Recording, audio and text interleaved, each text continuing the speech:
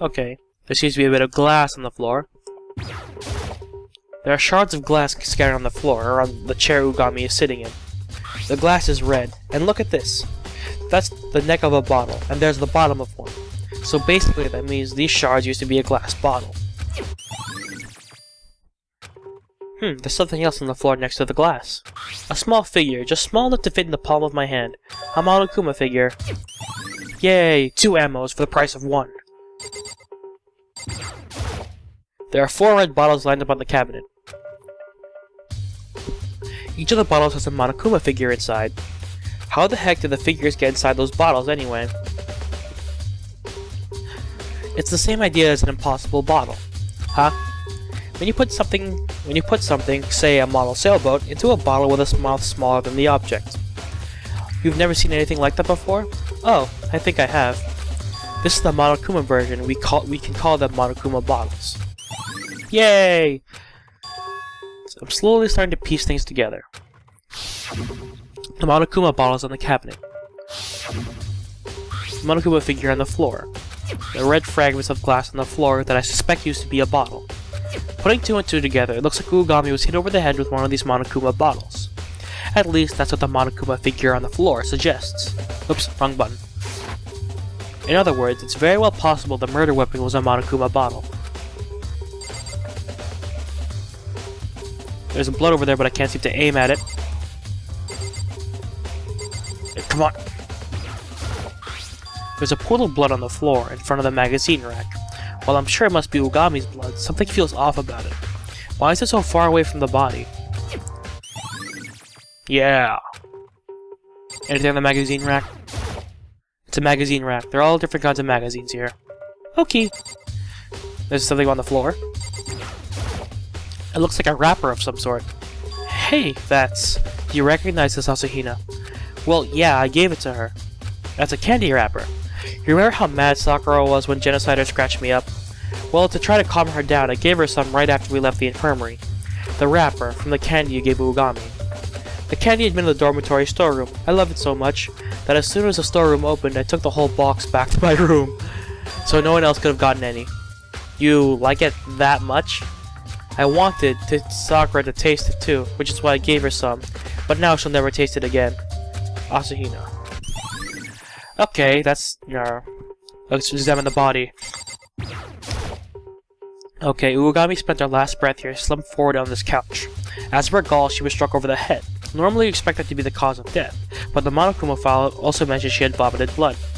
There is indeed blood on her mouth. Sorry guys, give me just a second, I have a cold, so I'm gonna clear my nose.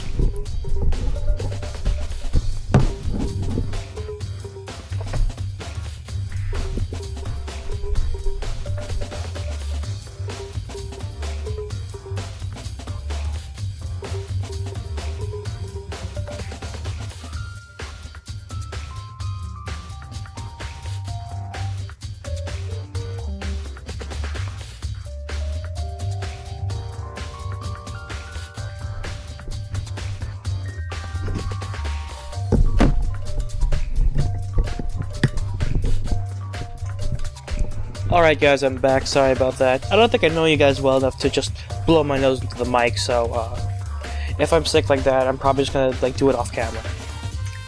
But what exactly caused her to vomit? The Monokuma file says that aside from the wound on her head, there aren't any other external wounds. Blow to Ugami's body to... okay, blah blah blah. Maybe the blow to her head caused her to vomit blood? Yeah, right. Tagami. I will say though, you've been taking notice of something absolutely fascinating. Not bad. Fascinating. Do you not think so? I wouldn't call it fascinating. But curious maybe. There's no question the reason she vomited blood has something to do with her death.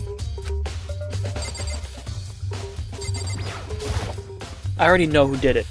Togami, Fukawa, or Hagakure. One of those 3. I mean, they all acted like Sakura was the bad guy. You think so too, don't you, Naegi? Well... I can't really say either way until I've done a little more investigation. Then, let me tell you this. Sakura asked all 3 of them to meet her here in the rec room. What? This morning after you brought me to the infirmary, you know me and Sakura left together, right? Well, after that she ended up going off somewhere by herself. But later on I saw her again, and that's when she told me that she had left notes in all their rooms. The note said, "Come to the recreation room before lunch." Before lunch, her time of death was around noon. It's true, she told me herself. I tried to stop her, but she wouldn't listen. She said they were just going to talk and I didn't need to worry. And yet, this happened. If I had just forced her not to come, none of this would have happened. Okay. Telling her not to blame herself was probably asking the impossible. You have a testimony. Okay, whoops, I skipped that. Here to the crime scene just before noon when she was murdered. I should probably try to corroborate her testimony with the three of them.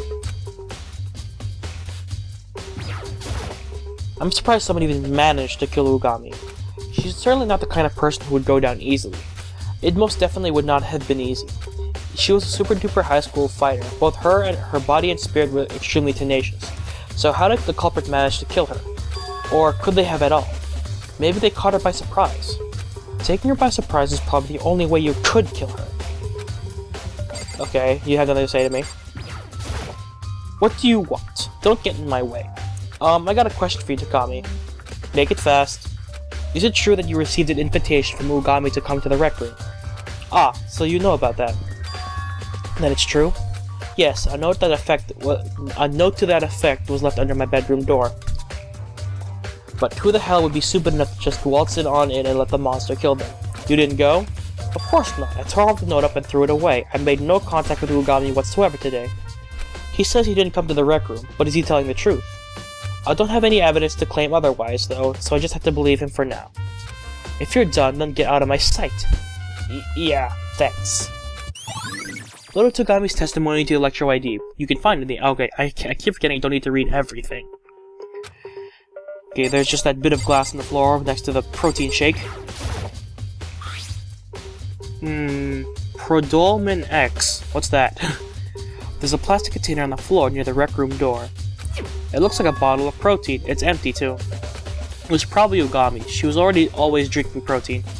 Plus, she and Asahina like to talk about how protein could cure anything. Be careful, that's a hyperbole. Yes, I know. Anyway, the label on this protein container says ChemLab A2. That reminds me, Ugami did say something about the chem lab on the 4th floor having good protein, which would mean this container came from the chem lab. That doesn't make sense. What doesn't? On the floor around the container, there are shards of light blue glass from what I broke on the door's window. The shards aren't just scattered around the container, but under it as well. Does that tell us something? I'm not sure specifically what it means just yet, but it wouldn't hurt to keep it in mind.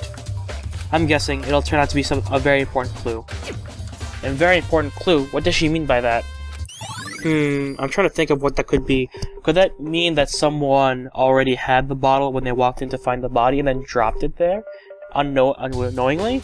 Or does that mean something else? Because, like, I'm not quite sure. It's been a while since I watched the anime, and I don't remember the actual ins and outs of the crime. And, this is a good refresher, but I don't remember what exactly happened. Okay, what else do I need to investigate?